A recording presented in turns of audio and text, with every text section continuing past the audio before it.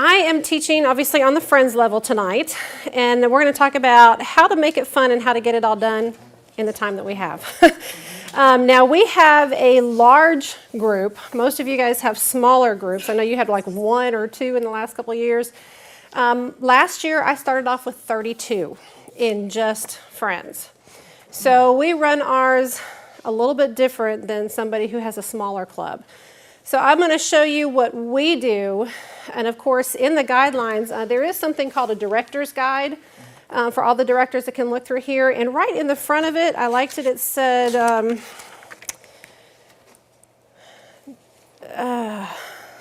wait. I'll tell you what, I put it in here and I'll show it to you in just a second. In other words, it tells you that this is just a guide and you can veer off this guide. This is just giving you guidelines on what you can do, but it's how we present it that's expected, okay? Or to get the point across is what I'm trying to say. So we're going to go ahead and start. Staff goals. This is our goals for our kids, is we want to inspire and motivate the learners, emphasize the quality and not the quantity of learning. That's a big thing. We think we always have to rush, and put as much as we can to in 1 year, but we want to emphasize the quality. Build on knowledge that has been gained in earlier levels. So Friend is the basic level, but as you get to Companions, you're building off of what they learned in Friends, okay, and so forth all the way up. Allocate time to practice new concepts and skills with 5th grade level. Sometimes it takes them a little bit longer to catch on to some things, and the dexterity, depending on how what the activity is that you're doing, their dexterity is not as good. So make sure you allow time for their new concepts and skills. Aim for understanding rather than memorization. We want to make sure that they understand what they're doing. Consider development and individual abilities of each Pathfinder. Every year, we kind of have to look at our kids and say, do we really think they can do origami? We tried it 1 year. Tony and I have teamed up for the last 8 years. He's been doing it a little bit longer than I have. And we did origami with our 5th graders 1 year. And we said never again. The dexterity was not quite as good. The developmental level, some of them got it right off, and others, we had to show them how to do it. So whatever honors you're picking, make sure it's appropriate for their age level. Sometimes, even though it says skill level 1, or skill level 2, the 5th graders can get those. So pick and choose very carefully. We want to try and stick to our level 1 skills for your honors so that when we get a little bit older, we're not already choosing some of those level 2s and level 3s, and they have to do the easier ones when they get older. Okay, so we want to make sure we do it age appropriate. Employ effective and flexibility strategies to aid learning. I am very flexible in my schedule and everything that I do. There are some times we'll have a schedule ahead of time and he'll go, well, what are we doing next week? I don't know. He'll call me on Tuesday. What are we doing tomorrow night? I don't know. So sometimes we run it off of a schedule and we try and stick to it, but there are times that life happens and you just have to be flexible and roll with the punches on anything that we do. Use concrete and meaningful activities to the kids also. This is what the director guide was saying. Requirements can be met in a variety of ways based on the individual Pathfinder, the way the individual Pathfinder learns the best. So if me standing up in front talking is the way that they're going to learn the best, that's great. But I'll tell you, nobody wants to sit in a lecture for another hour or 2 after they've been in school all day long. So we try and vary. We've done PowerPoints, we've done outside learning, we go to the playground and we let them play for a few minutes, we bring them over, we sit in a little circle, we talk a few minutes, we go back to the playground. So it's just how they learn best, as long as we get the points across. Okay, on the requirements, I'm going to show you a couple of things, and she just kind of hit what we were talking about. There's a couple of things that you can do, and with a big group that we have, I don't use the little record cards as much because I'm afraid they're going to get lost. 5th graders, in case you haven't dealt with them very much, they lose everything. They don't know what they've done with anything. So the first year we tried using these, and at the end of class I'd say, give them back to me. No, the first year I think we tried sending them home and they'd never bring them back. So we'd have to bring them back and get some other ones. We figured, okay, we're not doing that anymore. So at the end of class 1 year, we sent them, we'd have them fill it out at the end of class, and then we'd keep them. That got a little confusing after a while. So what I went to next was this. This is the record chart that I like. It holds 9 names at the top, and as we do each activity, we check that person off. So for 32 kids, I had 4 different charts, I think it was, 4 or 5 different charts. You just got to keep up with them, and that's the biggest thing, is keeping up with them. Okay. These two, I believe, are 59 cents each. I believe so. And I think I have prices at the end of this PowerPoint because I was going to talk about the resources at the end, but pretty good place to talk about it. They will. The other thing that I like, and I'm thinking about this for this year, depending on how many kids we have.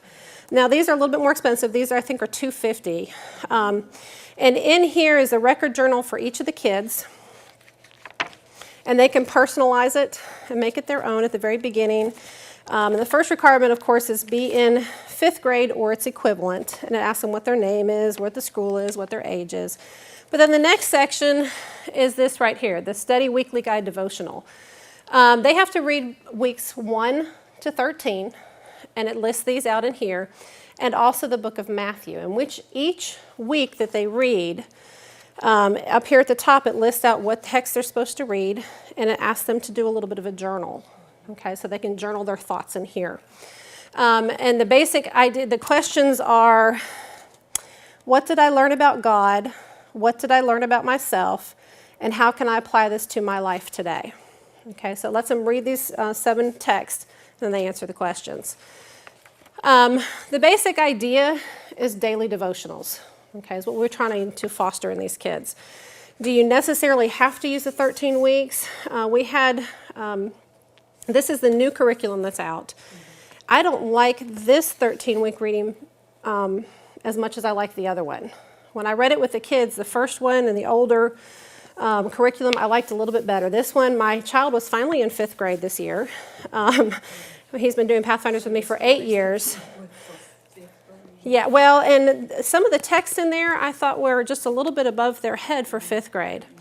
In years past, I really haven't read it with the kids because to me, this is for them to take home and to read. And what we expect them to do is them to do their reading so that they start getting an idea of spending time with God and doing their daily devotions. And that's the whole point behind the 13-week reading and doing the book of Matthew. For us, this is probably the one section that we send home and make them do themselves. Pretty much everything else that we do in class. Now, last year I had a parent at the end of the year at Investiture. I think I told you this, I don't know. At Investiture, one of our Pathfinders did not get invested. One of the first ones in a long time that I've had. And it was because he didn't finish his 13-week reading. I had given it to him over and over and over multiple times. I said, you need to take it home, read it, and bring it back with a parent signature. So it came time for Investiture, and I said, you know what, I can give you all your patches, but I can't give you your pen. And so the mom came to me after Investiture and was very upset and wanted to know why I didn't read these chapters to her son, and how come he did not get invested. So we explained the point behind it is that it's a Pathfinder's responsibility so we can foster daily devotionals. I said, you know, we use it to tell the kids to take it home and use it as a family worship night. Use it for family worship, and that's a good way to get through it. And so when I brought that up to her, she said, well, we don't have time for that. I take him home, and if he doesn't do his homework, then that's his fault. It's his responsibility to do his work. And I said, well, then that's why he didn't get invested, because we gave it to him, and he did not take the responsibility to do it. So she was not happy that we didn't sit them down in class and read this to them and help them fill out the questions. Most of the other parents, I don't think I've ever had any problem with. That was the first one I'd had a problem with. So the basic point behind it is to have them learn how to do their own daily devotionals. So whether they pick this 13-week reading, the previous 13-week reading, we're going with either one. Okay. The other thing for personal growth is to memorize the Pathfinder Pledge and Law. For this, we had, in the past have done games with. Of course, we say it at every Pathfinder meeting, and by the end of the year, of course, they've got it memorized. But we also do it with a game. We took and wrote out the Pathfinder Pledge and the Pathfinder Law, and we cut it into puzzle pieces. And then we would mix them all up and drop them on the floor and say, here's team 1, here's team 2, put it together. And after the first 3 or 4 weeks of saying it at the Pathfinder meeting, that's when we did the game. And most of them had it just from repeating it time after time after time. So that was a fun way for them to learn how to do that. Learn the Pathfinder song. That's pretty much, Mr. Tony loves to sing that song. So we sing it every Pathfinder meeting at the beginning. And of course, by Christmas, everybody's got it. So we just kind of wait to sign them off on that one. Spiritual discovery. Memorize the New Testament books of the Bible by groupings and be able to find each book. Because we are such a large group, most of the time we do what's called round robin rotations. We break them up in about 8 to 10 different kids and do 3 different rotations. So we'll start them off in one room and they'll learn the first 7. We'll start them off in the second room and they'll learn the middle section and then the end. So we rotate them all the way around the room. By the end, they can usually put them together or do half and half.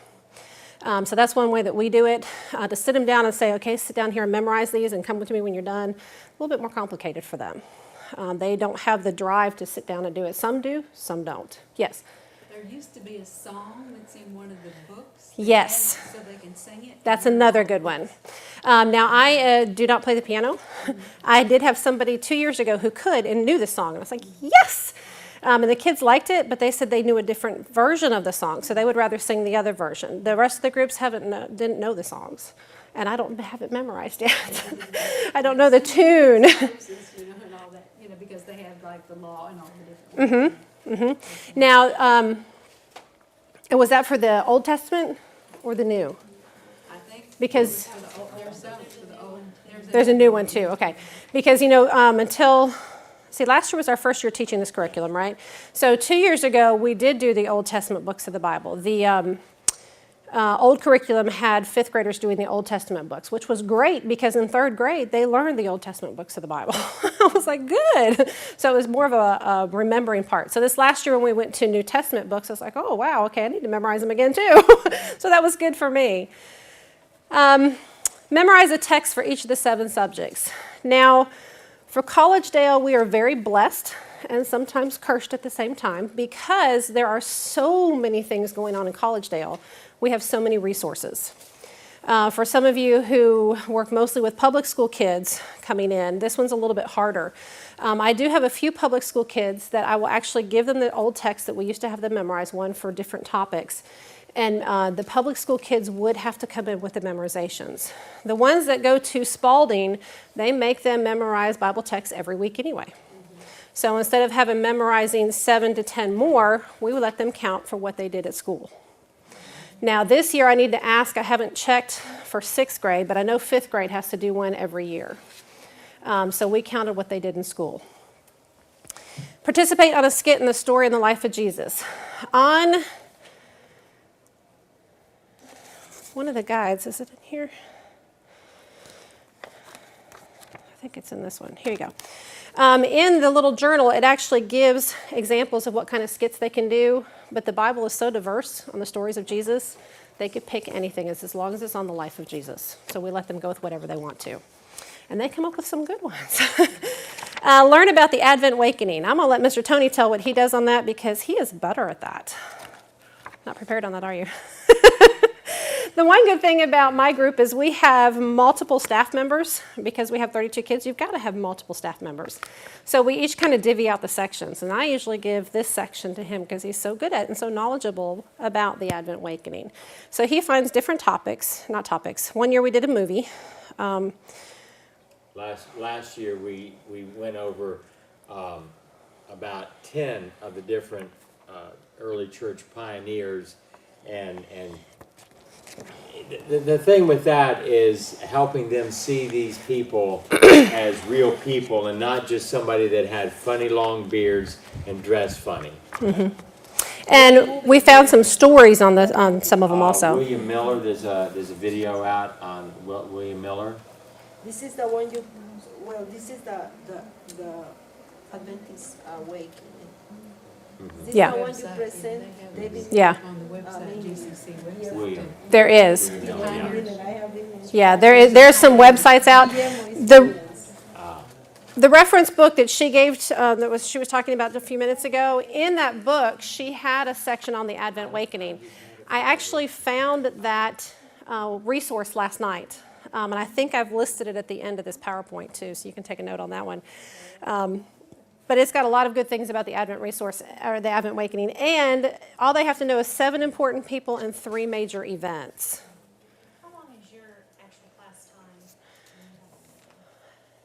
Most of the time, it's about an hour and 20 minutes to an hour and a half. We usually do a 2-hour night, and part of that is the opening exercises, and part of it is worship and announcements. So we have a little bit before and a little bit after. So we do about 2 hours a night from 6:30 to 8:30. Every Wednesday night. Every Wednesday night. We meet every week. 4 weeks a month, yeah. Unless, of course, vacations. Christmas, December, we meet usually the first week of December, and then we're done the rest of December. For November, we meet the first, I think, 2 weeks, and then the last week. So. For the serving others, again, being in Collegedale, we have lots of ways to participate in this. For those of you that run smaller groups and not quite as close to a big hub of things, it's going to be a little bit harder to find things. I did have a resource that I found on hands-on activities for community service events for kids. So this is one resource. This is located at the ABC, and they might even have it tomorrow night. It's hands-on service ideas for youth groups. So that's one of the things I've used in the past for things. Plan and find ways and opportunities to spend time being a friend with someone in need. Some of them have been to the nursing home and spend time with nursing homes. Sometimes they do that in school. Sometimes they don't. Sometimes they go with their family members to visit some sick ones in the hospital. We just have them keep track of their hours and get to the hours that are needed. And down here, well, that one's just one particular time, but this one is spend 4 hours participating in projects that benefit the school or the church also. For our Collegedale system area, they usually do a work bee for the school or for the church once or twice a year. With the Samaritan Center being so close, we've actually gone to the Samaritan Center, and they really like this one. I want to try and get this one back in this year if we can. They go to the Samaritan Center, and they clean the toys. The toys that are brought in, they clean them, and they do, what are the other activities that we've done? Stocking the food pantry, and reorganizing the food pantry at one time we did for your Samaritan Center. Yeah. Putting games and puzzle pieces together. And but with the big toys, the ones you ride, we let them clean, and then at the end of the night, because the store is closed, we let them have races. Yeah. So they like the big wheels. You get them on the big wheels, you clean them up, and then we could race them down the pathway there. So they enjoyed that activity. But they really liked doing the cleaning of all the things that came in and the putting the games and the puzzle pieces together. That was something that they could do and feel like they did it right.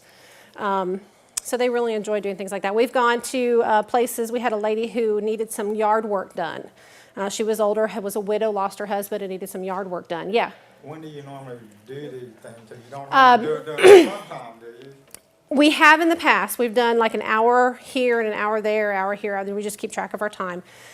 We went and did the yard work on a Sunday morning from 9 to 11, and then we did a different activity another time. So we put the 4 hours together. You usually have time outside of the typical Yes. normal meeting time for you Yes. guys. We don't do it very often because we do meet every week, and we do go camping every third weekend of the month. Then we're with the kids every week and 2 weekends a month. So we don't do it very often. But yeah, we do have some times out. You're, like you said, you're close We are. and other things. For some churches, we have to drive 45 minutes, an hour to get to something. Yes. So, For the smaller clubs, younger clubs, there you go. For the smaller clubs, some of your activities will be a little bit different. And I know, wasn't it you that told me you meet on Sundays? We meet one Sabbath and one Sunday out of the month for 3 hours at a time. So one Sabbath and one Sunday. So you can do some of the Sabbath activities you can do, and then on Sunday you can do your community service activities. Try to throw other activities like if we need to do, like last weekend they had church work bee to get ready for the start of school. Mm-hmm. Pathfinder could come and help with the work bee, and that would help toward the project. It helped toward the project, yeah.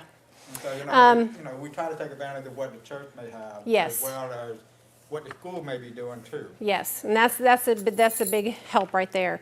I know the other thing that we've done is Collegedale Church is real good. I think it's once a month we sponsor a homeless event at the church. Once a month? Is it once a month? That doesn't sound right. It is once a month? Okay. Once a month they do sponsor the homeless, and they bring the homeless into the church, and they spend the weekend in the church. And they have to be out in the morning by certain times, like especially Sabbath, so they can do church. That one is It's like once a That was quarterly. quarterly. Okay, that's what I was thinking. That didn't sound right. They make sandwiches and they take them. Oh, that too. That's another one. But the homeless people that come in, they need rooms set up. We actually bring in not bunk beds, twin beds and partitions and lamps and couches and chairs, and we bring those in from a storage facility into the church, and we set up some rooms for them so they have like a home to come to on the weekend. So those are things that we've gotten the Pathfinders involved with, is helping set that up, and they enjoyed that. And then the other thing he's talking about is we've been out to feed the homeless a couple of times. And we got tons of sandwich materials, chips, fruit, vegetables, cookies, whatever, and lined them all up, and we made, what was it, almost 500? 300, I don't know, something like that, of sandwiches and stuff that we put together for the homeless people. And they really enjoyed that one, which was good. On making friends, discover 10 qualities of being a good friend. Share 2 that are important to you. That one's pretty easy. Most of us know what a good quality of a friend is. You do have resources online that you can look up if you Google good friend. There's all kinds of resources on that. And I usually have somebody else do that one for me also. Fulfill requirements 1, 2, and 3 of the Christian Citizenship Honor. This is some of them. Know how to display the national flag with 2 other flags under the following situations, and so we'll practice those. I have somebody that comes in and teaches that one for us. I thought there was one other thing on there. Oh, and then know the flags. Describe the national, state, or provincial, AY, Pathfinder, and Christian flags. And we had somebody who came in and taught that for us last year. And in the book, it actually has the places that you could draw and color the flags so they can describe them and see what they look like. So that was a good activity too. For the health and fitness, learn the value of good nutrition and water. Fulfill requirements 1 and 6 of the Nutrition Honor. If you look in your upper level division area through your director's guide or talk to your other counselors, I think it's the guide unit that is a requirement for them to pass guide. They either have to do this or they have to teach the Red Alert Honor. So you go to your guys and you say, on this day, we need you to teach this and this and this to the 5th graders. And they'll get it together, or hopefully get it together, and get it ready for you. So you don't have to teach it, but you can help facilitate it. Okay. And it's also good when they do that because it's also a mentoring part. The older ones are mentoring the younger ones. So the Red Alert both and the nutrition. Number 3. I don't quite like this one as much. It says complete the basic water safety or beginner swimming honor if not previously earned. Most kids nowadays know how to swim. Not all. I have had a few that couldn't even put their face in the water, so they would get the basic water safety. This is a new one, I think in the last year. Yeah. And it's very basic. Can you put your face in the water? Like, okay. Most of our kids for our area are past that because we have a pool right there. And a lot of them have taken swimming lessons. Now some, they have to go a ways away if they want to go swimming. Okay, I have a question. Yes.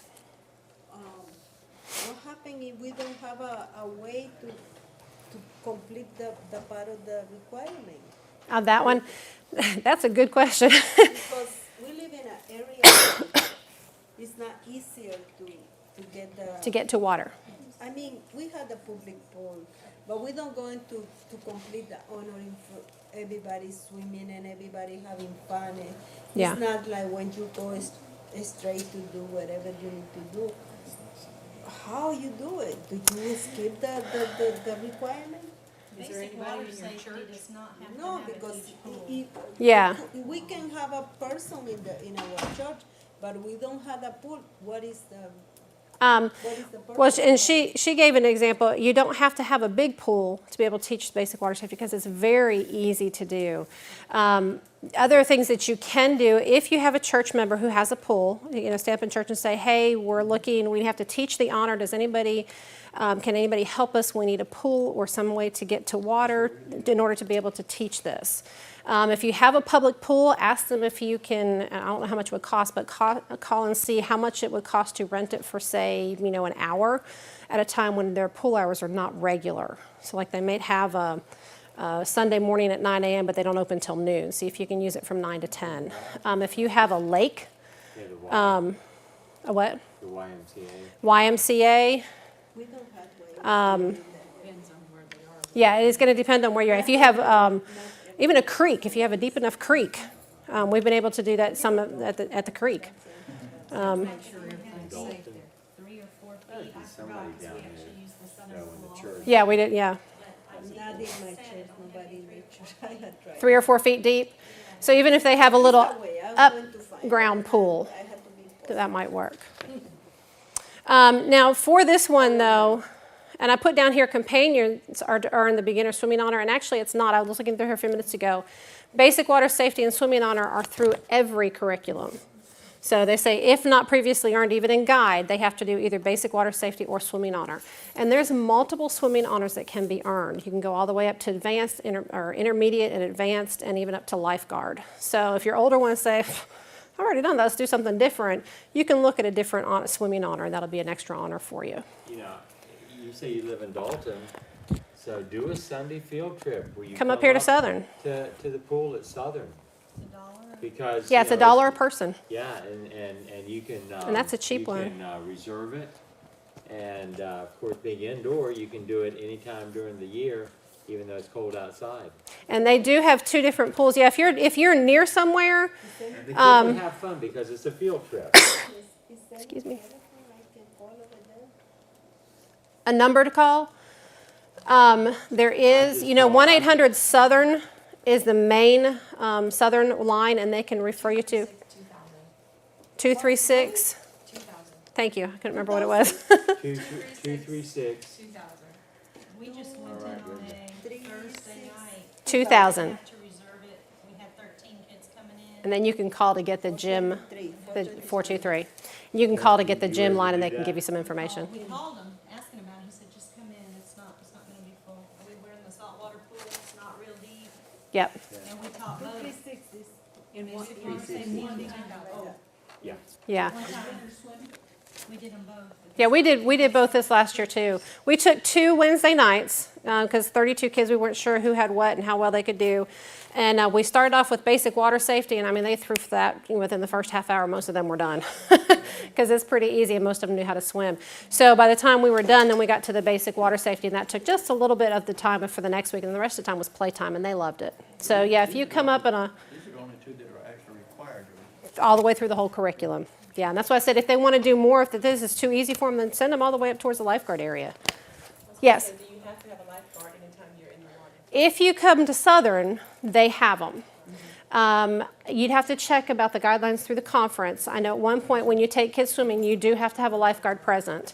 And most of the time, we have been lucky enough that there's been at least 1 lifeguard on staff anyway. Someone that has a license. Yeah, someone that has a license for it, yep. And if you have anybody in your church, again, I would get up in front of church and say, hey, Pathfinders need to do this. We need a lifeguard. Is anybody in the church a lifeguard and willing to come and spend a Sunday afternoon with us? Or Yeah, if because- anybody knows somebody that you can contact and see if they're willing to come. because, Yeah, You know, like my coach, we don't, the last time I checked, we didn't have a certified lifeguard in our church, but yet somebody knew somebody that was, and we were able to pull them in. So, you Yep. know, so yeah, use your resources. Get up, put an announcement in your church bulletin, whatever you need to do, and say, hey, this is what we need for Pathfinders. Can anybody help us? And that's a good thing to do. This is good idea. Good, thank you. Lots of ideas, especially when we have lots of heads to put together. But yeah, if you're in Dalton, that's not too far away. That's a 40-minute drive. Take them up on a Sunday, Sunday afternoon activity. The thing and the bulletin board. Oh, yeah. Yes, I need something else. Yep, anything else? For the nature study part, the requirement is to read Romans 1:19 and 20 and tell how nature reveals God's character. Pretty simple to do. Find 2 chapters in the Bible that demonstrate how nature reveals God's character. So those are pretty simple to do. This one here, birds and mammals, you have to set up a feeding station and report the visitors you visit for 1 week. I have never had a problem with this one until this last year, because we've taught other ones in the past. Usually, instead of doing, that's a different one. There's one on here that we had to do seeds for, but for the birds and the mammals, I usually teach mammals section. Love to deal with animals. I am my father's daughter. He loves animals. So I teach the mammal section, and the one thing they have to do is to set up a little feeding station. And I thought, well, that's pretty simple. Most people can put it out in their yard and keep going. The same mother that had a problem with the Bible reading section also had a problem with this, because they live in an apartment, and nobody had ever told me this. I didn't even think about it. They live in an apartment. They can't attach anything to their porch, so they couldn't set up a bird feeder. And I said, well, you can't hang a little hook, or you can't leave it on the railing, or they couldn't do it. They said nothing. And I think, again, it was parental. Yeah, because I gave all kinds, well, we just can't do that. Okay, you know, whatever we need to do. So that was the only time. Yeah, yeah. Well, and I even thought bird seed on the rail, because you don't leave anything there. Yeah, didn't. Anyway, so that's the only time I've had a problem with it. But you do people who do live in an apartment that they can't do something like that for. What the answer is, I don't know, because that was the first time I've run across it. Bird seed on the thing. That's what I was thinking. That's the only thing I can think of to do. Yeah, because a lot of the And things even if they have to go down, attract there's other gonna things be a besides. tree in the apartment complex. You would They think, can hang yeah. something from it. Yeah. You just had somebody that didn't Yeah. wanna do it. and- Yeah, I don't think I told you about that this last year. So that's the only time I've ever had a problem with that. But so think about your families. Also, you have to think about the family dynamics. Obviously, we had that problem. But and what they're capable of doing, and see how you can still get the same point across, but maybe change a little bit to accommodate the child. Another thing you could probably look at is if they are, particularly if they're in a church school and everything, talk to the teacher and see if maybe they can set up a feeding station Yeah, that's what we. for Right that outside the person window. right outside the window. Right Because outside the that's what window they of do the in our school. If they set up a feeding station for That's a good idea. mammals and birds, and the kids get excited when 30 different birds come up to the bird feeder and then a deer comes out. Yeah, that's a good. Now we wouldn't have to do it. Yeah, he was in church school. Yeah. And Yeah. besides, and the same thing with the tracks, we went out and did the tracks around the church. Now we do that one on a camp out. When we go on a camp out, we do that. We'll take and we'll put something down Friday evening when we get there. We'll make a little muddy spot and we'll put something down just outside the muddy spot, so make it muddy all the way around. Put the food in the middle, and then the next morning, Saturday morning, we'll go and see what kind of tracks we found. So that's another way you can do that. Coming the back way from Collegedale here, I don't know if somebody did it on purpose or threw out trash. There was some food, trash on the side of the road, and we drove by and there was 3 raccoons helping themselves, broad daylight. That was kind of strange. Well, I will tell you here, we came down for, we did a friends weekend or a junior weekend here, and we did the Camping Skills 1. And I was outside helping clean up. It was bedtime. All the kids were in the tent. And Ron, Derek, and I were talking, and I turned around to the cooler to look at it, and there was a skunk at the cooler. I was like, oh, I think I'm going to leave that one alone. So, That turns your thing over. yeah, I haven't run into any bears yet, but. For the outdoor living section, it's tie and know the practical use of 10 knots. Now, I've tried for years to do knots. I can do the slip knot only because I have to for my job. So I'm good at that one. But the rest of them I usually have Bill Tracy, who's here with us now, or Mr. Dahlberg, or we had one guy, one of the dads this year, who was real good at it and looked up all of these things online and could teach them to our kids. So that's how we did that. And the practical use, of course, with this knot you can do this. With this knot you can do this. And so that's how you would basically teach that section. But for me, if you're not good at it, find somebody in your club or a resource person who is. The video that you were talking about, that's right. Someone that knows how to tie these knots really like to show other people. Yes, and I'll tell you who's good at doing that, and that's the military people. Anybody in the military, if you've got them in your church, say, hey, I know you used to be military. Can you still do your knots? Or anybody who used to be a Boy Scout. We've had several who say, oh, yeah, I used to be a Boy Scout. I can do that. Those are real good people for getting to, Boy Scout leader too. yeah. You're a firefighter. Firefighter, yep, we've got a couple of those This will around. come in handy on down the road when you have to do the knot honor. Yes, and actually for this one, it teaches you to do 10. I think for 6th grade, you have to do 20, and when you hit Explorers, you have to do 30, and that's when you actually get your knots. So again, you're building off of the 30 is curriculum. Still 20 for the honor. I think the honor is still 20. Oh, I thought it was 30. Okay, well, it's one of the two. 30. Is it 30? I was thinking it was 30. It's 30. Change It's some of the 30. stuff you have to, the new. Yeah, go by the new guidelines. Okay, let me go and see. Yeah, that's true. They do have the regular and the advanced, so maybe I'm thinking of the advanced. For the Earn the Camping Skills 1 honor, we always do that on a camp out. There are a few things that we'll do in the classroom on a little lecture series, but most of it we'll do on a camp out, and I'll tell you why. When you go camping, and with us, of course, we have a big group. We have 100 plus people when we go camping. And you'll say to the staff, okay, bring out your tent pads, bring out your sleeping bags, bring out your warm socks, your warm coats, and that way we have a lineup. We went to one place where we were camping inside on a gym floor. And I said, okay, I want that pad, I want that sleeping bag, I want that pair of socks, I want that, and I want that. And we lined them all up and said, okay, these are the things that you can use to go camping. And you went from the very cheapest section all the way up to the more expensive section. And that way they had ideas of things that they could purchase for camping to keep them warm, to use during camp. We had flashlights and all kinds of things that you could show, because in the Camping Skills 1 section, it's talking about things that you need to go camping. With the 5th graders, some of these kids have never been camping before.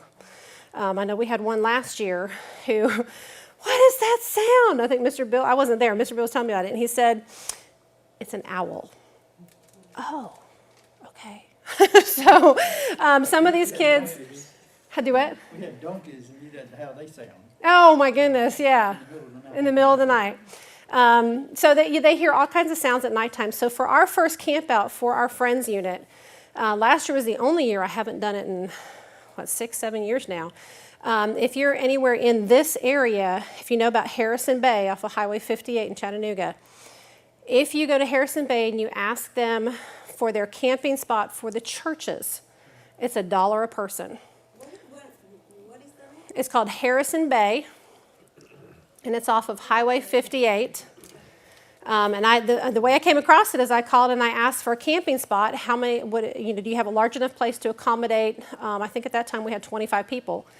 And they said, well, we do have one spot, but it'll be X amount of dollars. And I went, okay.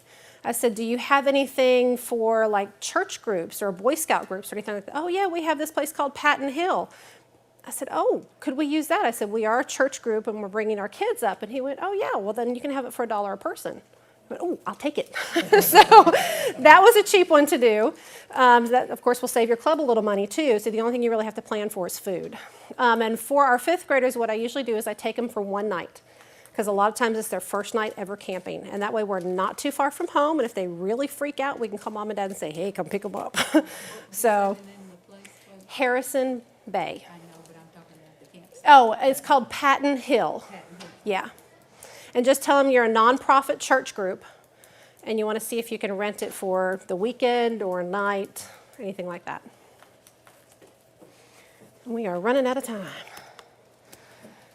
Okay. Now we get to the advanced stuff. We've talked about all the regular curriculum stuff that you have to do. Again, when we have a big group like we do, we can do some of these, we can do 3 of these things in one night, because we do the round robin groups. We do one section here, and we rotate them every 20 to 30 minutes so that we can get through. And we do a lock-in in November, and we do some of our activities there. And we get a lot of our crafts and honor requirements done at our lock-in. And which was the lock-in is we take them to the church, we lock them in at nighttime, we do worship, we do supper, and then we do our activities for the night. We're up to, one night we were up way too late, and I'm never doing that again.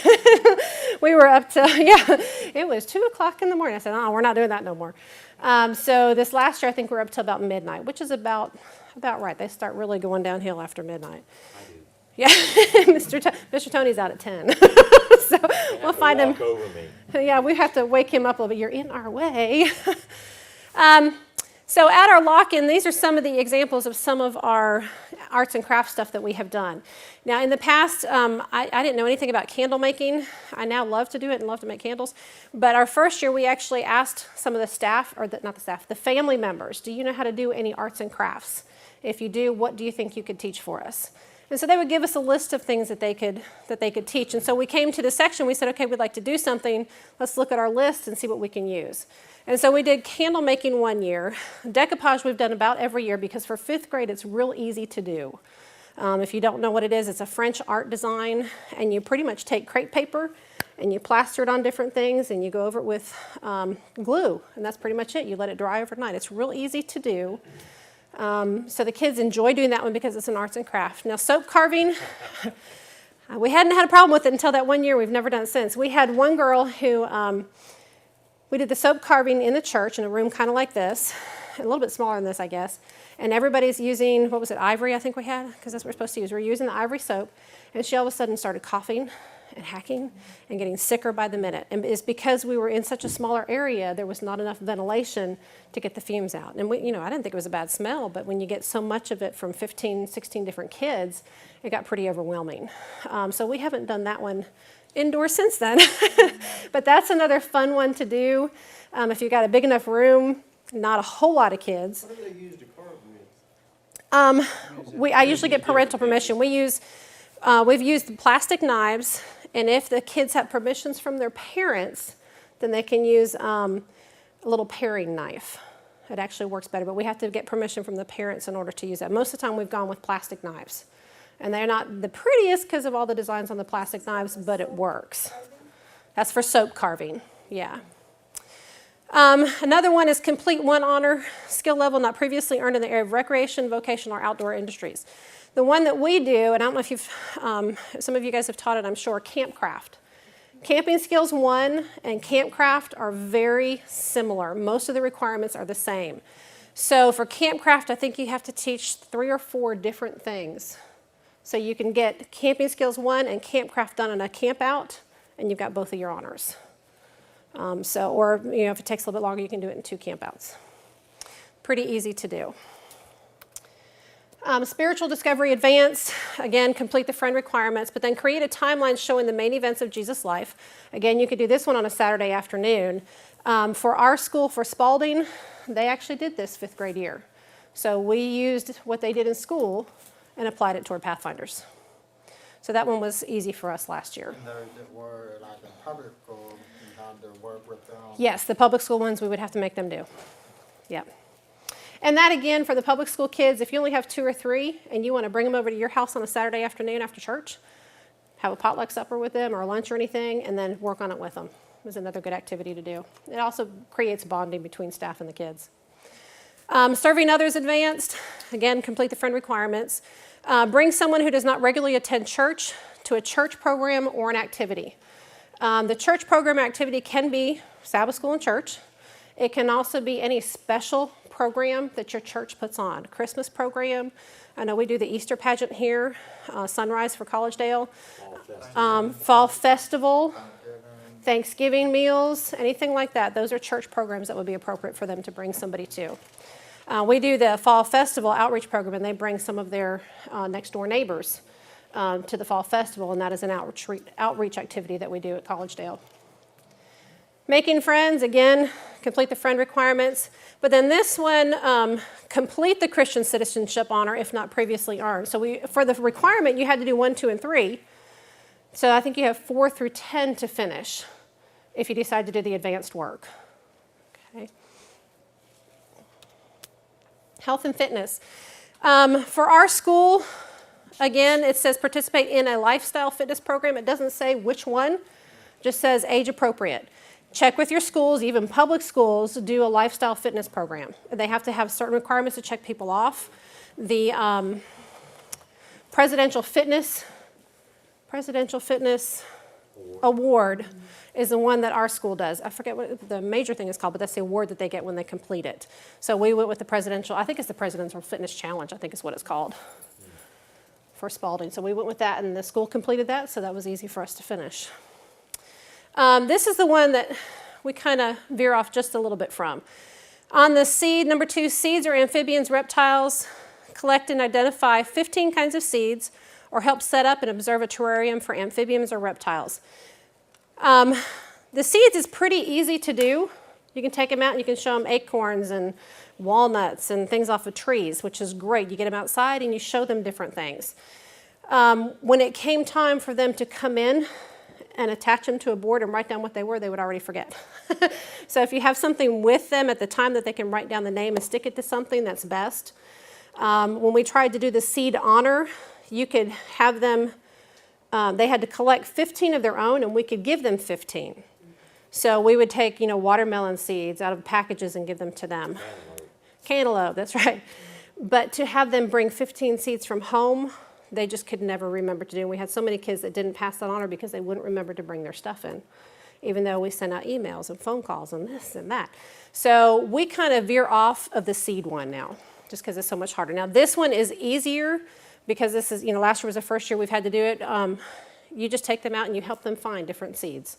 And that would be a little bit easier to do than collecting the 30 that we used to have to do in the old curriculum.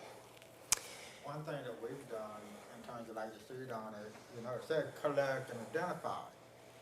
Well, again, like you said, trying to get them to remember, bring it, whatever. We like, if you have a digital camera, take a picture of it, print it out, and label it. And bring that in. Everybody's got phones. Yeah, and they all like their phones now. It's a little bit cleaner, but at least they get the idea. They get what the seed looks like, they get what it is. Even though it's nicer to have it on a board or something like that. Because But, some you of know, them look a lot alike, Yeah, they do. This year was easiest for us because we didn't have to do anything for this requirement.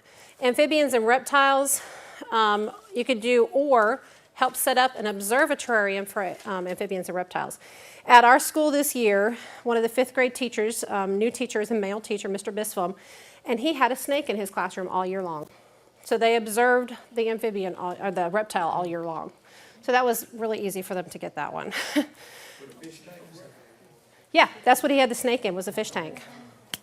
but he's talking about the real fish. Oh, That's not an amphibian. yeah, well, if you had a frog or a turtle in it, frog would be an amphibian. You know, on the seeds, you could have what they call a, what do you call that hunt? Go to the pet store. The scavenger hunt, for Yeah, seeds. scavenger. Yes, yes. You could show them what they are and say, this is what I want you to go find. It's in this general 500-foot area, and see if they can find them. What to do. The last one, complete a nature honor at your skill level not previously earned. The one that I have chosen to teach lately, and if you haven't taught it, it's a fun one to do. It's called cetaceans, and it's about whales and dolphins. Most 5th graders like whales and dolphins. It's called cetaceans. C-E-T-C... Wait. C-E-T-A-C-E-A-N-S. Thank you. Thank you. I can say it, don't ask me to spell it. There you go. C-E-A-N-S. It's got a picture of dolphins on the patch, so it's a cool one to do. It's all about whales and dolphins, which is very interesting. What I did is I took pictures off the internet, posted them to a PowerPoint, went over all the information with them, and that way when we pop in on the pictures, I say, okay, what's this? Some will guess different things, and some of them will actually get what they are, and that's how they learn what the whale is. And just a little side note, we went to, I've taught this for years, and I went to Hawaii. I just got back from Hawaii a week and a half ago, and we got to go to a bay area. Most of the time you pay to go out to see dolphins and whales. We went to a bay area to go swim and go snorkeling, and dolphins were actually in the bay. And we got to swim with the dolphins. So one of the dolphins that you learn about is the spinner dolphin. And that was one of the ones that I got to see and swim with. And then they're pretty awesome. Pretty awesome. Pretty cool. Some of the resources, we've already gone over the director's guide, record journal, record card, record chart. This is where we found those. If you go to adventsource.org, they're on there. If you go to the ABC store, you can order them from them. I'm going to give you another website. I don't think I actually posted this one. Posted 2 more on here. Actually, I did. This is us. This is our website. Pathfinders are us, kind of like Toys R Us, but Pathfinders are us. And on our website, we have different links to different places and different resources. The book that she brought in earlier, saying that she can never find the weekly reading guide, on our resource page on here, it's called PathfinderConnection.com. This is one of the resources on our website. And on there, one of the first pages that pops up, it says Weekly Reading Guide for Friends Unit, Companion Unit, Explorer Unit. So that's an easy way to find it also, if you don't have a handy little book right in front of you.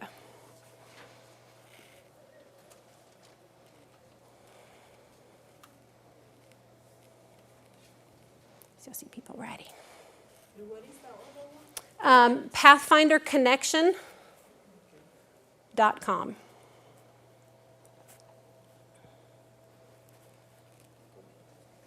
them? Yes. I was going to tell you about another idea with nature. Uh-huh. No. Well, you can come up here too. One thing Rock Club did this past year, we spent the night at the Georgia Aquarium. And when you do that, you can earn a whole lot of honors. Oh, I wanted to do that. With 32 kids, it was a little hard to go pay for. But, $85 per person. Okay. But it's a behind-the-scenes tour. Mhm. I mean, you get to dissect squid. I mean, they tell you about the whales. They tell you about the dolphins. I mean, you spend a night. It's an awesome. That's they feed awesome. you See? and everything. So if you're talking about anything that deals with aquatics, it's a really cool thing to do. Well, and I had thought about doing the Tennessee Aquarium one. I had looked into doing that for just my friend's unit. At that time, we had 28 kids. That was about 2 years ago. And when I called for prices, it would have been upwards of $300+ for just the 28 kids. And I thought, oh, I don't know. I don't think my budget's that big. So yeah, saving up for it. Save up for it so that, for next year, that would be something for you to do if you don't have the money this year. That's a great idea because the same thing with the Tennessee Aquarium one. You keep them in, they let you sleep in, and they have the area where the fish are swimming over top of you, and so you can see them all night long. The sharks swim over top of you, but they will feed you breakfast in the morning also. It's pretty cool. Ripley's and Gatlinburg, so maybe we can call around and see who's got the cheapest prices. The other thing, keep switching on me. This is the Pathfinder Connection website, and you can see on here, these are the weekly reading guides, is what they posted on here. So you can just... It's under Investiture Achievement. When you hit Investiture Achievement, it brings you all the different classes come up. yeah, and then you can pick your Click on that unit. class, and out to the side, it will give you the reading guide for that particular unit. Yep. You can print anything out that You can. is there. Yep, you can print anything off that website. And Karen Reed, who's going to be talking later this weekend, is really good about keeping our website up to date and lots of informational stuff to any club who wants to use it. And some of us have even posted our, when we do our unit, what's helpful for us for our unit to do. So those are things that you can look at. And it's a lot of it's by units, and some of it's just listed as resources. I think that's it. Question, you have mentioned about the homeless lock-in thing. How do the parents of the kids feel about their The homeless kids are not there. working? No, the homeless are not there when we do it.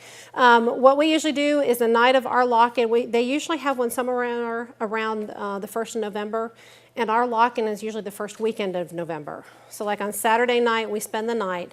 Sunday morning or Sunday evening is when all the homeless people come in. So Sunday morning, we'll do the setup for all the homeless. Okay, so you're having your kids help with the setup, The setup, not actually with being them. around them No. or near Now, them? the feeding of the homeless that we did, yes, they were around them. And the kids, I tell you, I asked one of the kids when they got done, I said, so what did you think about this? They said, that was cool. And I said, okay. And I said, what do you mean by cool? They said, we know there's homeless people, but until you actually go out and see where they live, it doesn't quite hit home. And the one place that we took them to, we took them to a couple places, shelters and stuff, but the last place that we stopped at, the people that we went with actually happened to know these people, and they were a little older couple, and they had, underneath of a bridge, they had collected just different objects, odds and ends of different things to keep underneath the bridge with them, but they had a tent, and that's what they were sleeping in.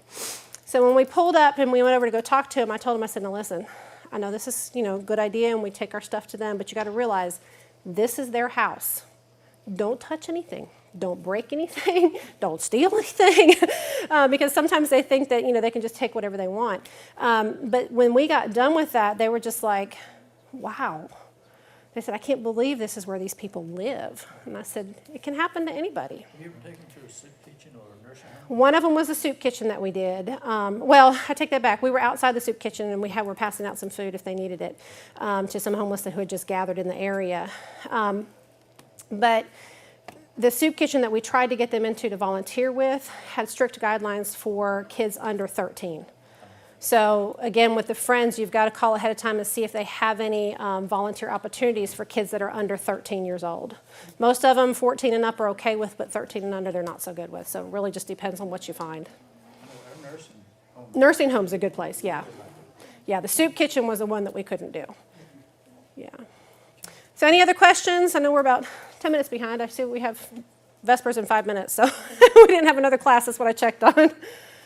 Any questions now? Great. Well, thank you guys very much.